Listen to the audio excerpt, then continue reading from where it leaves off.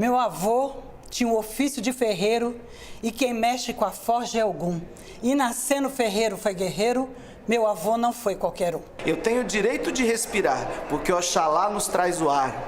Eu tenho o direito de beber água, porque Oxum me dá água doce. Eu tenho o direito de viver agregado com os meus familiares, porque Iemanjá e Xangô são pela família. Então eu tenho direito ao meu sagrado. O discurso do ódio, ele vem de primórdios da nossa existência, e tivemos alguns algozes na história da humanidade, como Hitler, por exemplo, que pregou o discurso do ódio numa população, e em 6 meses ele mudou um Estado democrático para um Estado nazista e cometeu o maior homicídio que poderia acontecer na face da terra junto aos judeus. Abre roda de João, rezo que seja comigo. Saravá os pretos véis, saravá de Tu Ribeiro. Vamos abrir roda de João, rezo que esteja comigo. Saravá os pretos véis, saravá de Tu Ribeiro.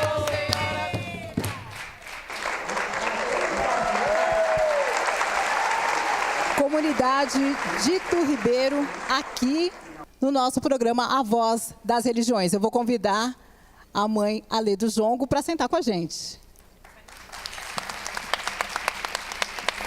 Eu sou Cláudia Alexandre, essa é a Voz das Religiões Afro, para falar das religiões de matriz africana. Cultura e educação são grandes heranças dos nossos ancestrais. Eu trouxe uma foto aqui. Quem será essa mulher? Tia Ciata. Tia Ciata, a nossa matriarca do samba.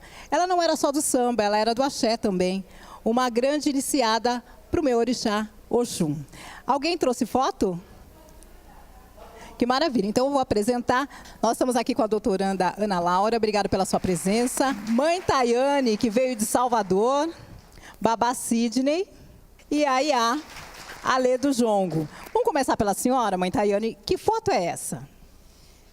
Aqui é uma foto que registra o bater cabeça, que é um ato, né, que nós, da nossa religião, Umbanda, Candomblé, nós fazemos isso para saudar o nosso altar, para dizer, nós somos pequenos, vocês são grandes, uma reverência, um respeito pelo nosso solo sagrado.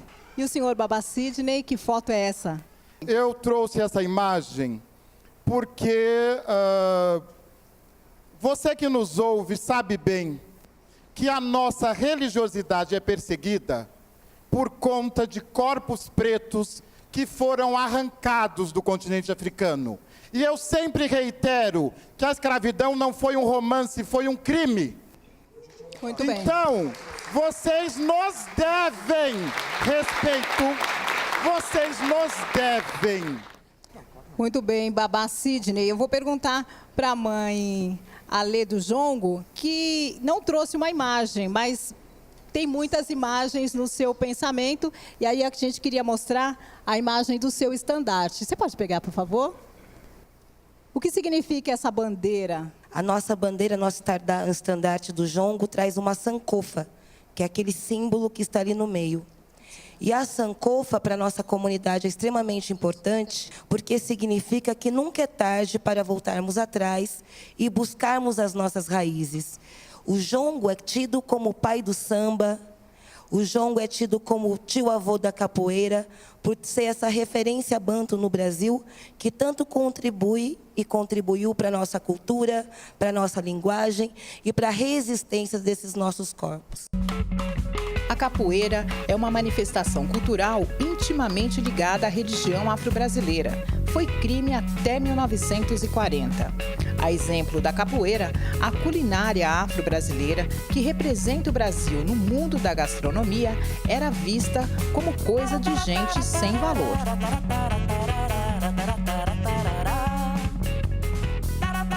Paulo Mansur, onde você está? Cláudia Alexandre, eu estou aqui e eu queria conversar agora com o Roger Cipó, que é um fotógrafo que está trabalhando com a iconografia do candomblé. Roger Cipó, tudo bom? Você podia falar um pouquinho sobre o que é fotografar essa iconografia do povo, da cultura e da religião afro de Candomblé? É muito importante quando o professor Sidney ele aponta para os corpos pretos, porque quando a gente olha a fotografia, a gente está se conectando, apresentando outras narrativas. Então, quando a gente vai para os livros de história e vê os corpos pretos sendo apresentados apenas nos lugares de escravizados, de escravização, o imaginário social remete diretamente que os outros corpos da sociedade, eles carregam essa herança. Quando nós, fotógrafos e fotógrafas, pessoas pretas ou iniciadas no terreiro, passam a dominar as ferramentas da comunicação, passam a acessar a fotografia e opta por registrar as nossas experiências de um outro lugar, a gente está falando, olha, agora é o nosso momento de apresentar as nossas belezas. Então, se durante muitos anos a gente foi desumanizado, falar das relações de afeto no candomblé, apresentar a nossa amplitude em cor, movimento, é recontar a história. Isso é a nossa forma de enfrentamento. Então, é isso que nós estamos fazendo. Eu abri o programa mostrando a foto de Tia Ciata, uma imagem que é muito difundida, mas que, na verdade, a gente não sabe se é Tia Ciata. A gente não sabe quem é o autor da foto. Como é que a gente pode corrigir, né, a nossa história a partir da imagem e o que se pode e o que não se pode mostrar do candomblé através das imagens de uma máquina fotográfica? Claudinha, o fato da gente não ter certeza se na foto é Tia Ciata, já é um marco do racismo na fotografia. Porque esses corpos, eles são corpos e não identidades. Quando a gente vai para o candomblé, que é uma religião que foi historicamente perseguida, isso é também um dos motivos que vários dos nossos terreiros não permitiram na história que a gente registrasse as nossas histórias, porque ter fotografia em terreiro de candomblé, em algum momento da história, era produzir prova contra si mesmo. Nesse momento, a gente pode fazer outros movimentos, que é o movimento de apresentar a partir do nosso universo, que é, sim, dominar essas linguagens e contar as histórias a partir de nós. Nada sobre nós sem nós. Obrigada, Roger Cipó, parabéns.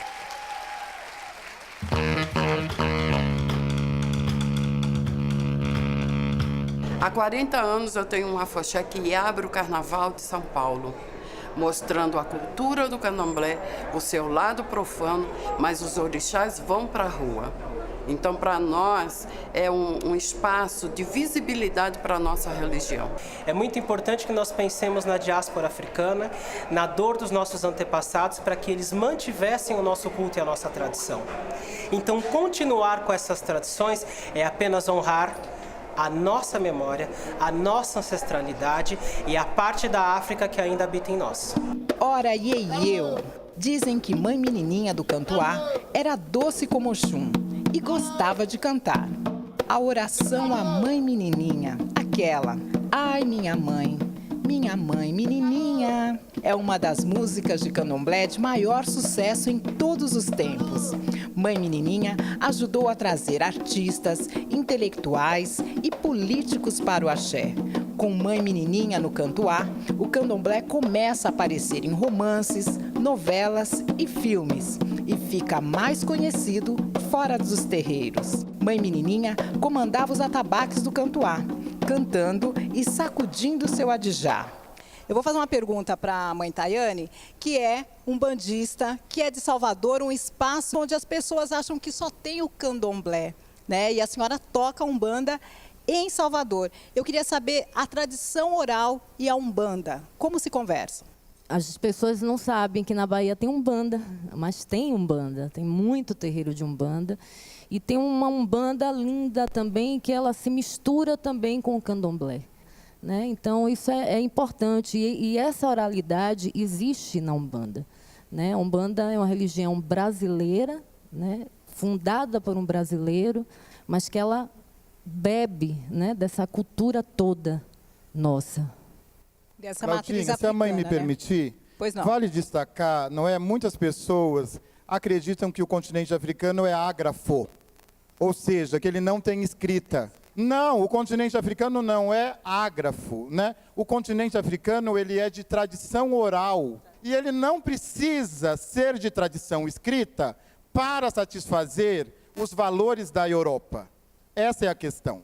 Obrigado, Claudinha. Temos muito que esclarecer, né, Babá? Muito, muito. Eu vou chamar para a conversa a doutoranda Ana Laura Silva Vilela, para falar um pouquinho sobre o protagonismo, né, empoderamento da mulher. Nós temos a força das iabás nos terreiros, e eu queria saber se elas ajudam a empoderar não só as mulheres da religião, mas acho que todo um contexto feminino, né, no Brasil. Há uma compreensão, né, muito difundida de que as mulheres são seres frágeis, que as mulheres agora que estão se empoderando, né, para quem gosta dessa palavra, sendo que se a gente olhar para a realidade das comunidades de terreiro, são comunidades onde as mulheres negras, né, elas sempre estiveram atuando de forma muito potente.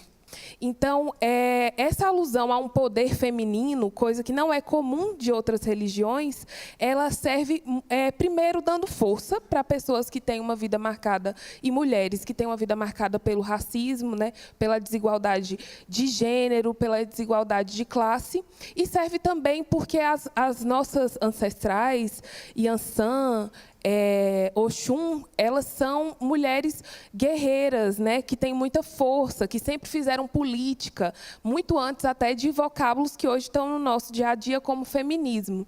É uma forma muito sofisticada de lutar por direitos que essas mulheres sempre fizeram. Então, é muito importante e um privilégio poder aprender com essas mulheres, acima de tudo. Muito importante. O que a gente tem do candomblé é que ela é uma religião que nasce matrifocal. Diferente da história que a gente vê da Umbanda, né, mãe Tayane? Ela nasce, o marco de origem dela é um homem, né, um caboclo e um homem, seu Zélio. Queria que você me falasse um pouco como é que são as mulheres, a liderança das mulheres na Umbanda.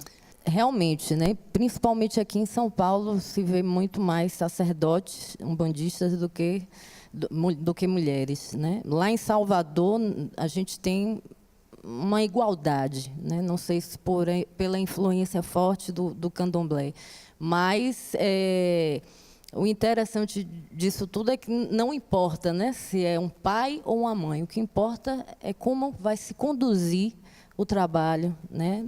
E o senhor Babá Sidney, quer complementar? Nós somos perseguidos também por conta das mulheres que estão presentes nas comunidades terreiro. Não é só por conta de pretos e pretas. E se for mulher preta, aí já viu o que vai dar, né? Não vai dar coisa boa. O que acontece? A ideologia judaico-cristã só tem 2 papéis para a mulher. Ou ela é mãe, ou ela é esposa. Se ela fugir desses papéis, ela não é benquista.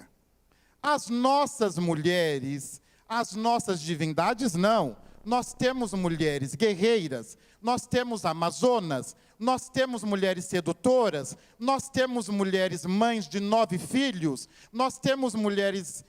Não tem mãe solteira, porque isso não existe mãe solteira, existe mãe. Bendito sois entre as mulheres, você aqui, participação. Não é à toa.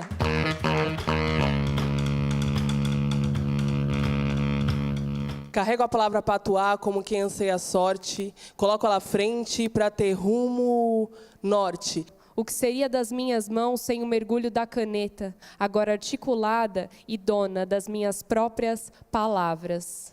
Planto sementes de fala para crescer raiz palavra. Ouvi o chamado dos ventos, guardei um trovão no peito como talismã. E escrevi meus próprios enredos sob as bênçãos de minha mãe Yansan. Filha da cachoeira, cria da cidade de concreto.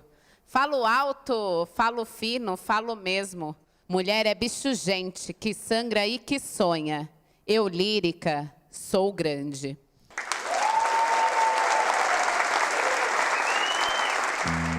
Pai Rubens Saraceni, meu pai, sacerdote Rubens Saraceni, mestre Rubens Saraceni, médium Rubens Saraceni, psicógrafo Rubens Saraceni, publicou mais de 50 títulos de Umbanda, criou o conceito de colégio de Umbanda Sagrada, mudou a cara da Umbanda quando trouxe o conceito de curso livre e aberto de teologia de Umbanda para ensiná-la a qualquer pessoa que quisesse aprender sobre a religião. Dentro da sua literatura psicografada, a gente destaca O Guardião da Meia-Noite, que mudou para todos nós a visão acerca de quem é Exu. E se eu posso falar sobre Exu, é porque um dia eu ouvi. Então a ele eu bato cabeça, que é meu pai.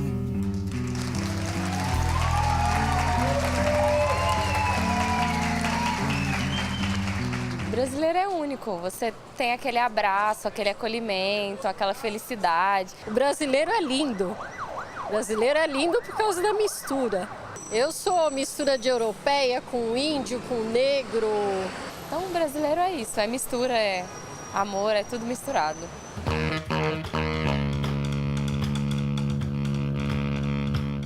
O que nós temos na nossa sociedade brasileira que é pura influência do povo africano, das tradições do candomblé, que vem também para a casa do brasileiro e ele nem se percebe.